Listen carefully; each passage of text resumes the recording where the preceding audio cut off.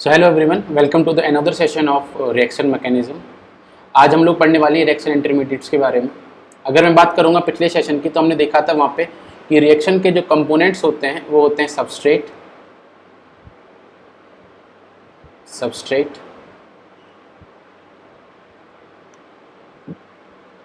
Reacting agent या फिर attacking agent भी बोलते हैं उसको। Reacting agent, reactant, attacking agent, कुछ भी हम उसको बोल सकते हैं।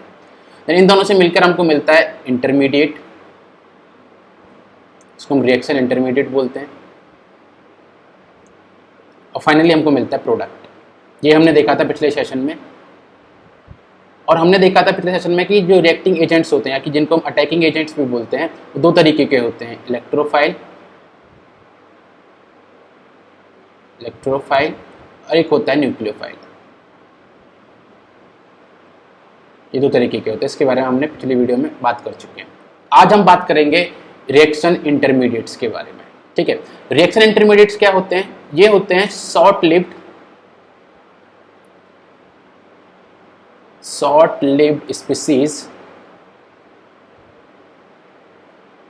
formed in a reaction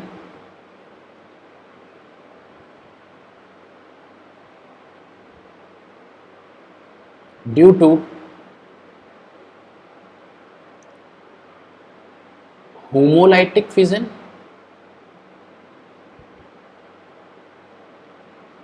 और heterolytic fission of bond। ठीक है, यहाँ पे फिजन लिख दीजिए।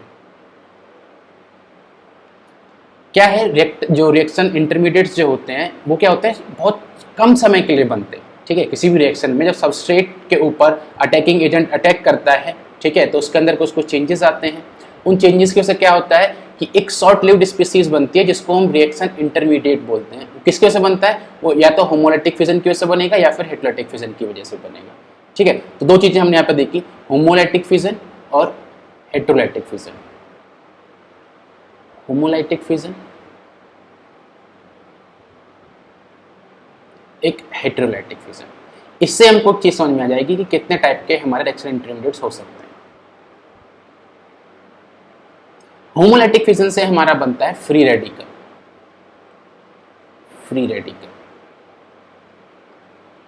और हेटेरोलाइटिक फिजन से हमारे बनते हैं कार्बोकेटायन, कार्बोएनायन। ठीक है, इनके अलावा भी हमारे पास कुछ रिएक्शन इंटरमीडिएट्स होते हैं, जैसे कि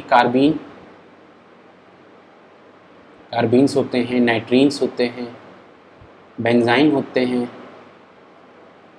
ठीक है, ये अलग अलग हमारे पास रिएक्शन इंटरमीडिएट्स, और भी बहुत सारे हो सकते हैं, लेकिन हमारे लिए जो इंपॉर्टेंट है वो है फ्री रेडिकल, कार्बोकेटायन, कार्बोएनायन। यही हमारे लिए इंपॉर्टेंट है। तो हम इन तीनों पे ही फोकस करेंगे, जो हमारे लिए इंपॉर्टेंट रिएक्शन इंटरमीडिएट्स है, जहां से क्वेश्चन बनता है। ठीक है, चलिए एक एक के बारे में पढ़ते हैं। पहले पढ़ते हैं हम कार्बोकेटायन के बारे में।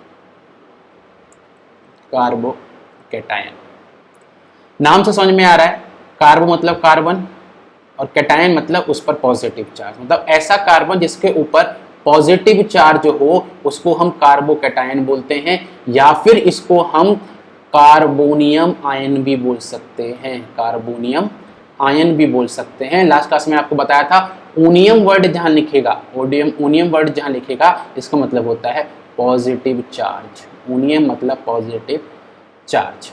ठीक है, तो कार्बोकेटायन क्या हो गए? Positive charge containing carbon atom या उसकी स्पीसीज, उसको हम कार्बोकेटायन बोल सकते हैं। एग्जांपल अगर मैं यहाँ पे लिखूं, डिफरेंट एग्जांपल्स अगर मैं लिखूं कार्बोकेटायंस के, तो हमारे पास एक ये कार्बोकेटायन है, मिथाइल कार्बोकेटायन। हमारे पास इथाइल कार्बोकेटायन,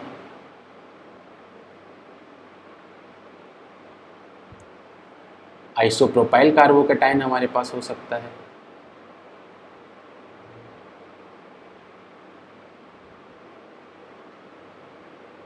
ये आइसोप्रोपाइल कार्बोकेटायन है। हमारे पास टर्सरी ब्यूटाइल कार्बोकेटायन हो सकता है। अलग अलग के एग्जांपल मैं आपको दे रहा हूँ यहाँ पे, ताकि आपको याद रहे उनका नाम। Tertiary butyl carbocation. एक हमारे पास होता है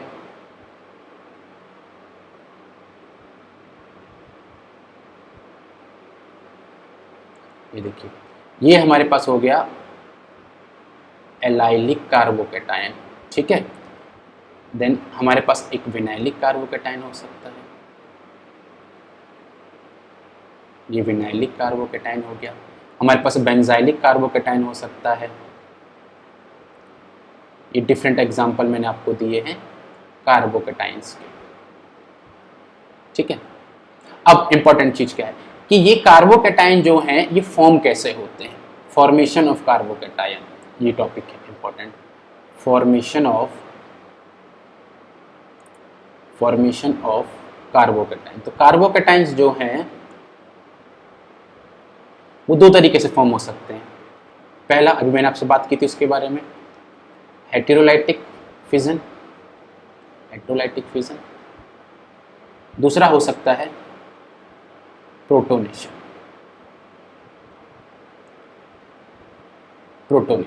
हेटेरोलाइटिक फिजन मतलब देखो, मान लीजिए मेरे पास ये है, ठीक है। अब हमको पता है कार्बन और क्लोरीन के इलेक्ट्रोनेगेटिव डिफरेंस जो होता है बहुत ज्यादा होता है, क्लोरीन जो होता है बहुत ज्यादा इलेक्ट्रोनेगेटिव होता है उससे, ठीक है। और हमको पता है इलेक्ट्रोनेगेटिव होने से क्या होगा कि ये जो mutually shared pair of electron होता है ये इसको अपनी तरफ खींच लेगा, और किसी अटैकिंग एजेंट के इन्फ्लुएंस के चक्कर में ये क्या करेगा, ये कन्वर्ट कर देगा इसको कुछ इस तरीके से क्लोरीन, ठीक है। तो ये हमारे पास कार्बोकेटायन बन गया। क्यों? क्योंकि ये इलेक्ट्रोनेगेटिव एटम होता है और उसके जो mutually shared pair of electron होते हैं उसको अपनी तरफ पुल कर लेता है। तो पहले जब इस कंपाउंड में रहेगा तो यहाँ पे partial negative partial positive charge रहेगा, लेकिन अगर ये बॉन्ड टूटेगा तो ऑब्वियसली यहाँ पर क्या होगा, हेटेरोलाइटिक फिजन होगा, और जो हमारा इलेक्ट्रॉन थे वो शिफ्ट हो जाएंगे कंप्लीटली क्लोरीन की तरफ और उसके ऊपर आ जाएगा नेगेटिव चार्ज। क्यों? क्योंकि ये डेफिशिएंट हो चुका है, इलेक्ट्रॉन डेफिशिएंट हो चुका है कार्बन, तो उसके ऊपर पॉजिटिव चार्ज आ जाएगा। अगर हम कॉन्फिगरेशन से इसको समझेंगे, अगर कार्बन की जो वैलेंसी होती है 4, हमको पता है कार्बन की 4 वैलेंसी होती है, अगर इसका कॉन्फ़िगरेशन अगर हम लिखेंगे ग्राउंड स्टेट की तो कुछ इस तरीके की होती है।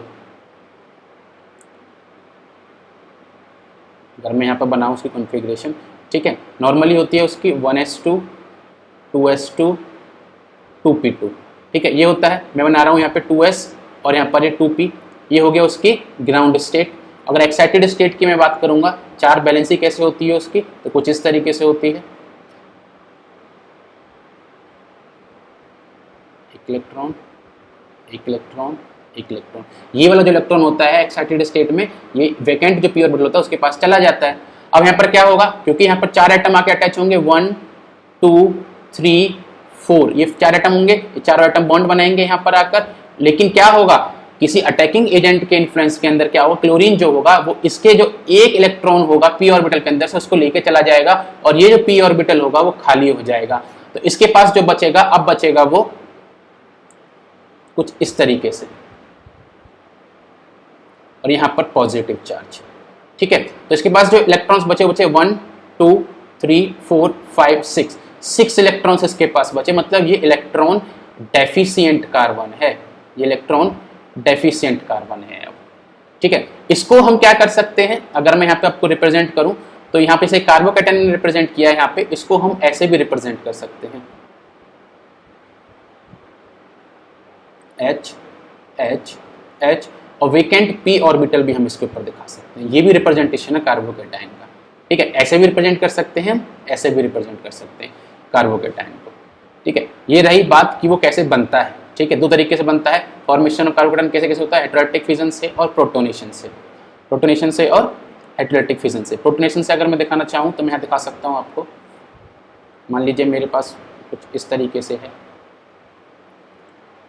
यहाँ पर HBr ने अटैक किया है यहाँ पर, तो ये बनाएगा कुछ इस तरीके से, CH3 CH2 positive plus Br negative, ठीक है। तो ये क्या होगा, यहाँ पर कार्बोकेटायन का फॉर्मेशन हुआ, क्यों? क्योंकि उसने प्रोटोनेशन किया उसका। क्लियर है?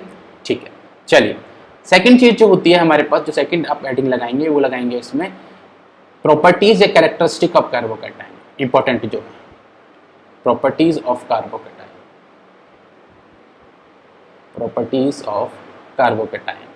सबसे पहली प्रॉपर्टी हम लिखेंगे इसके अंदर, कार्बोकेटायन जो होता है पॉजिटिव चार्ज होता है उसके ऊपर, पॉजिटिव चार्ज होता है, तो it can act like electrophile, it can act like electrophile. क्यों? क्योंकि ये इलेक्ट्रॉन डेफिशिएंट होता है, क्योंकि ये इलेक्ट्रॉन डेफिशिएंट होता है।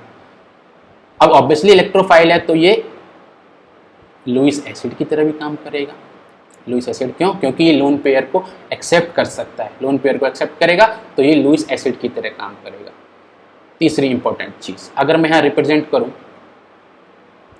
कार्बोकैटायन को कुछ इस तरीके से, ठीक है, यहाँ मैं पॉजिटिव चार्जेस को दिखा रहा हूँ, यहाँ पर एक H, यहाँ पर एक H, यहाँ पर एक H, ठीक है। तो मैं इसकी अगर हाइब्रिडाइजेशन की बात करूंगा तो देखो यहाँ पर एक सिग्मा बॉन्ड, दो सिग्मा बॉन्ड, तीन सिग्मा बॉन्ड, ठीक है, उसके अलावा तो कुछ नहीं है। तो इसकी हाइब्रिडाइजेशन जो होगी वो होगी sp2 हाइब्रिडाइजेशन होगी इसकी, sp2 हाइब्रिडाइजेशन होगी। इसकी जो ज्योमेट्री होगी वो होगी ट्राइगोनल प्लेनर,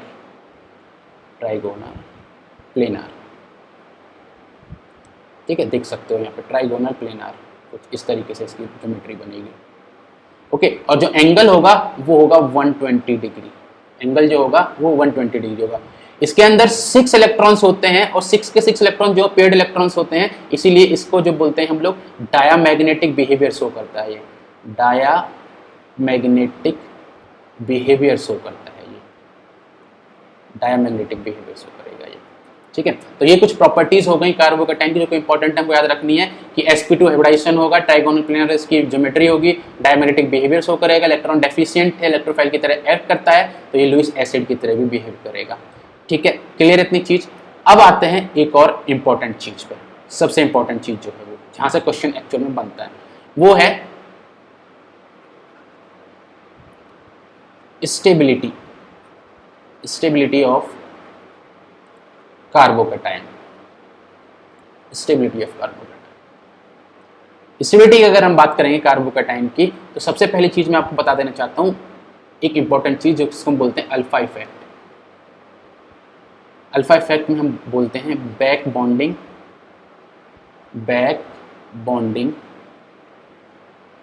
स्टेबिलिटी।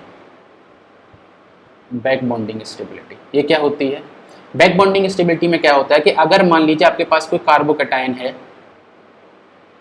और उससे अटैच्ड कोई ऐसा हेटेरो एटम है जो उसको अपने लोन पेयर जो है वो डोनेट करके और उसका जो चार्ज है वो अपने ऊपर ले ले, उसको बोलते हैं बैक बॉन्डिंग।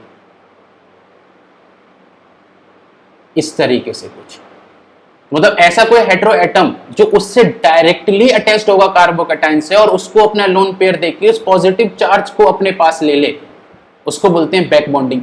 और ये सबसे ज्यादा स्टेबिलिटी प्रोवाइड करता है। याद रखिएगा, मैक्सिमम स्टेबिलिटी अगर कार्बोकैटायन को प्रोवाइड करता है तो वो प्रोवाइड करता है back bonding. Back bonding provides, लिख लीजिए यहाँ पे, back bonding provides maximum stability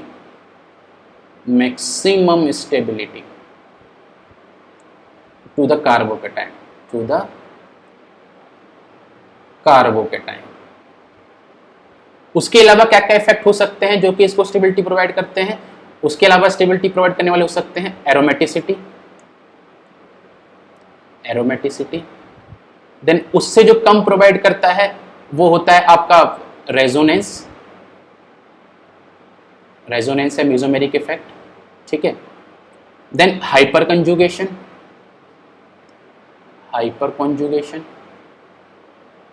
then last में आता है इंडक्टिव इफेक्ट। तो जब भी आप स्टेबिलिटी की बात करेंगे कार्बोकैटायन की, तो सबसे पहले आप देखेंगे क्या उसमें बैक बॉन्डिंग तो नहीं हो रहा। जिसमें बैक बॉन्डिंग होगा उसमें मैक्सिमम स्टेबिलिटी होगी। देन उसको देखेंगे एरोमेटिसिटी जिसमें हो रही होगी उसकी स्टेबिलिटी ज्यादा होगी। देन रेजोनेंस पे जाएंगे, फिर हाइपर कॉन्जुगेशन देखेंगे और लास्ट में आप देखेंगे इंडक्टिव इफेक्ट। इंडक्टिव इफेक्ट में भी आप याद रखिएगा कि जो हमारी कार्बोकैटायन की स्टेबिलिटी होती है, कार्बोकैटायन स्टेबिलिटी वो डायरेक्टली प्रोपोर्शनल होती है प्लस आई के और इनवर्सली प्रोपोर्शनल होती है कार्बोकैटायन की स्टेबिलिटी माइनस आई के, ठीक है। मतलब ये कि अगर आप इलेक्ट्रॉन डोनेटिंग ग्रुप देंगे कार्बोकैटायन के पास, तो वो उसकी स्टेबिलिटी प्रोवाइड करेगा, उसको स्टेबल करेगा। अगर आप इलेक्ट्रॉन विड्रॉइंग ग्रुप उसके पास अगर लेकर जाएंगे तो उसकी स्टेबिलिटी जो होगी वो कम होती चली जाएगी। इतना याद रखना आप लोगों को, ठीक है। चलिए अब इन चीजों को कुछ क्वेश्चन से समझते हैं, क्वेश्चंस करेंगे, ठीक है, ताकि आपकी चीजें प्रैक्टिस में आ जाए। देखिए पहला क्वेश्चन है यहाँ पे, पहला क्वेश्चन, सबसे पहले हमको क्या देखना है कि इसके अंदर क्या बैक बॉन्डिंग पॉसिबल है, क्योंकि कोई हेटेरो एटम नहीं है तो ऑब्वियसली बैक बॉन्डिंग जो है पॉसिबल नहीं है। देन सेकंड में आप देखेंगे यहाँ पर कि ना तो एरोमेटिसिटी है पॉसिबल यहाँ पे, ना रेजोनेंस पॉसिबल है यहाँ पे। उसके बाद क्या पॉसिबल है, हाँ हाइपर कॉन्जुगेशन पॉसिबल है। और हाइपर कॉन्जुगेशन में आप क्या देखते हैं, हाइपर कॉन्जुगेशन में आप देखते हैं कि उसके बराबर में या फिर उसके एडजेसेंट कार्बन पे, उसके एडजेसेंट कार्बन पे कितने अल्फा हाइड्रोजन है, वो हम हाइपर कॉन्जुगेशन के अंदर देखते हैं। तो यहाँ पर देखिए, यहाँ पर पॉजिटिव चार्ज है, इसके बराबर में एक कार्बन है, इस कार्बन पे कितने हाइड्रोजन होंगे, ऑब्वियसली 2 हाइड्रोजन होंगे। तो यहाँ पर अल्फा हाइड्रोजन कितने हैं, अल्फा हाइड्रोजन इक्वल टू 2। यहाँ पर देखिए एक कार्बन यहाँ पर है जिस पर 3 अल्फा हाइड्रोजन होंगे, एक यहाँ पर है इस पर 2 होंगे, तो अल्फा हाइड्रोजन कितने होंगे यहाँ पर 5। यहाँ पर अल्फा हाइड्रोजन कितने होंगे, 1 2 कार्बन है, यहाँ पर कितने होंगे 3, यहाँ पर 3 हाइड्रोजन, मतलब alpha hydrogen is equal to 6। मतलब मैक्सिमम स्टेबिलिटी जो होगी ड्यू टू हाइपर कॉन्जुगेशन इस वाले कार्बोकेटाइन की होगी, उसके बाद इस वाले कार्बोकेटाइन की होगी, मिनिमम स्टेबिलिटी जो होगी वो इस वाले कार्बोकेटाइन की होगी। चलिए एक और पे आते हैं।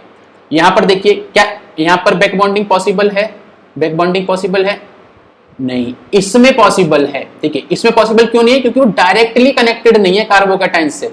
मैंने आपको बोला था कि बैक बॉन्डिंग तभी पॉसिबल है कि उस कार्बोकेटाइन से जब डायरेक्टली अटैच होगा वो हेटेरोएटम। देखिए यहाँ कार्बोकेटाइन ये वाला यहाँ पर, देन उससे डायरेक्टली अटैच्ड ऑक्सीजन, मतलब क्या कर सकता है, ये अपने लोन पेयर इसको दे सकता है। तो ये तो मैक्सिममली स्टेबल हो गया, बाकी को कंपेयर करना ही नहीं है इससे। ठीक है, बैक बॉन्डिंग जिसमें है मतलब उसमें स्टेबिलिटी हाईएस्ट है। देन अब इन दोनों में देखते हैं, क्या इन दोनों बैक बॉन्डिंग पॉसिबल है, नहीं, क्योंकि डायरेक्टली अटैच्ड नहीं है। क्या इन दोनों में एरोमेटिसिटी पॉसिबल है, नहीं, एरोमेटिसिटी पॉसिबल नहीं है। क्या इन दोनों में रेजोनेंस पॉसिबल है, रेजोनेंस भी पॉसिबल नहीं है। तो क्या है, उसके बाद बचा हाइपर कॉन्जुगेशन और इंडक्टिव इफेक्ट। ठीक है, अब यहाँ पर जो है ये क्या करेगा, ये ग्रुप जो होगा वो इसको क्या करेगा, देखो यहाँ पर क्या हाइपर कॉन्जुगेशन आप देखोगे दोनों के पास में बराबर बराबर है हाइड्रोजन, तो हाइपर कॉन्जुगेशन यहाँ पर नहीं लगा सकते। ठीक है, यहाँ पर अल्फा हाइड्रोजन 4 है, यहाँ पे अल्फा हाइड्रोजन 4 है। अब बचा कि ये इंडक्टिव इफेक्ट शो करेगा -I, ऑक्सीजन जो है वो -I शो करेगा। -I अगर शो करेगा दैट मींस डिस्टेंस डिपेंडेंट होता है इंडक्टिव इफेक्ट, जितना दूर रहेगा उतना ज्यादा स्टेबिलिटी। ये क्या है, इससे दूर है, इसमें पास है, मतलब ये उससे ज्यादा स्टेबल है। नेक्स्ट पे आते हैं। ठीक है, देखो यहाँ पर क्या है, कार्बन है, ठीक है, उस पर कार्बोकेटाइन है, उसके ऊपर क्या है, फ्लोरीन लगे हुए हैं 3, यहाँ पर क्लोरीन लगे हुए हैं 3। अब क्या है, क्योंकि ऑब्वियसली जो फ्लोरीन जो है वो बैक बॉन्डिंग में पार्टिसिपेट करेगा, अपने जो इसके लोन पेयर इलेक्ट्रॉन्स के वो इसको दे सकता है। यहाँ पर भी क्लोरीन जो है, यहाँ पे भी बैक बॉन्डिंग पॉसिबल है, डायरेक्टली अटैच्ड है क्लोरीन और फ्लोरीन। और यहाँ पर क्या कर सकते हैं, लोन पेयर भी दे सकते हैं अपना कार्बन को। यहाँ पर इलेक्ट्रोनेगेटिविटी का फंडा बिल्कुल मत लगाइएगा, ठीक है, इलेक्ट्रोनेगेटिविटी का फंडा बिल्कुल नहीं लगाना है यहाँ पे। तो अब होगा क्या, यहाँ पर हम ये चेक करेंगे कि कौन ज्यादा इजीली उसके साथ बैक बॉन्डिंग पॉसिबल कर सकता है। कौन करेगा, जब इन दोनों एटम्स का, कार्बन का और फ्लोरीन का, या फिर कार्बन का और क्लोरीन का अगर साइज पास पास होगा तब ये बैक बॉन्डिंग इजीली कर सकता है। फ्लोरीन जो होता है वो सेकंड पीरियड से बिलोंग करता है, क्लोरीन जो होता है वो थर्ड पीरियड से बिलोंग करता है। मतलब फ्लोरीन का साइज और कार्बन का साइज सिमिलर होगा, क्लोरीन का और कार्बन का साइज सिमिलर नहीं होगा। सिमिलर मतलब उसके आसपास होगा, मतलब ये कि ये वाला ज्यादा स्टेबल है इन कंपैरिजन टू क्लोरीन, क्योंकि फ्लोरीन जो है वो ज्यादा अच्छा बैक बॉन्डिंग बनाएगा कार्बन के साथ। ठीक है, अगर समझ में आया है तो एकदम बताइएगा कमेंट बॉक्स में, अगर समझ में नहीं आएगा तो कमेंट बॉक्स में बताइएगा, मैं फिर से इस चीज़ को रिपीट कर दूंगा। अभी के लिए समझिए फिर से एक बार, फ्लोरीन जो है, क्योंकि कार्बन और फ्लोरीन जो होते हैं दोनों सेकेंड पीरियड से बिलोंग करते हैं, तो उनका साइज जो होगा वो आसपास होगा। लेकिन क्लोरीन और कार्बन जो होते हैं, वो क्लोरीन जो होता है वो थर्ड पीरियड से होता है, कार्बन सेकेंड पीरियड से होता है, तो साइज में डिफरेंस होगा। दैट्स वाई वो उसके साथ बैक बॉन्डिंग उतनी अच्छी नहीं बना पाएगा। चलिए एक और देखते हैं। यहाँ पर देखिए, यहाँ पर क्या हो रहा है, अब जो फ्लोरीन है और अब जो क्लोरीन है वो डायरेक्टली अटैच नहीं है, अब कार्बन से अटैच्ड है वो एक्चुअल में। तो अब यहाँ पर इंडक्टिव इफेक्ट लगेगा, वो भी कौन सा, -I। और -I अगर लगेगा तो फ्लोरीन ज्यादा इलेक्ट्रोनेगेटिव है क्लोरीन से, तो फ्लोरीन जो होगा वो उसकी स्टेबिलिटी को ज्यादा कम करेगा क्लोरीन के कंपैरिजन में। मतलब ये कि इन दोनों में कौन ज्यादा स्टेबल है, ऑब्वियसली ये वाला ज़्यादा स्टेबल होगा, क्योंकि क्लोरीन जो है वो कम इलेक्ट्रोनेगेटिव है इन कंपैरिजन टू फ्लोरीन। चलिए एक और पे आते हैं क्वेश्चन पे, पांचवा क्वेश्चन क्या क्या करना है। यहाँ पर देखिए पहले में, यहाँ पर देखिए बैक बॉन्डिंग पॉसिबल नहीं है, एरोमेटिसिटी पॉसिबल है क्या, एरोमेटिसिटी हाँ इसके अंदर पॉसिबल है, तो दैट मीन्स इन दोनों में बैक बॉन्डिंग पॉसिबल नहीं है, तीनों में एरोमेटिसिटी सिर्फ एक में पॉसिबल है, तो ये तो स्टेबल हो गया सबसे ज्यादा, ठीक है, ये तो स्टेबल हो गया सबसे ज्यादा क्योंकि इसके अंदर एरोमेटिसिटी पॉसिबल है।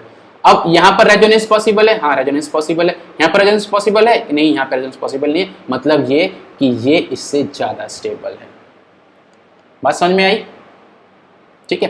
तो कार्बोकैटायन की स्टेबिलिटी जो है वहीं से क्वेश्चन बनता है, वही ज्यादा इंपॉर्टेंट है। उसके अलावा आपको प्रॉपर्टीज उसकी पता होनी चाहिए, उसका ज्योमेट्री क्या होता है, उसके अंदर हाइब्रिडाइजेशन क्या होती है, क्यों कार्बोकैटायन फॉर्म होता है, ये सारी चीजें आपको पता होनी चाहिए रिएक्शन इंटरमीडिएट्स को समझने के लिए और क्वेश्चंस को सॉल्व करने के लिए। नेक्स्ट क्लास के अंदर हम लोग पढ़ेंगे कार्बो एनाइंस के बारे में, फ्री रेडिकल्स के बारे में। आज की वीडियो में इतना ही, थैंक यू।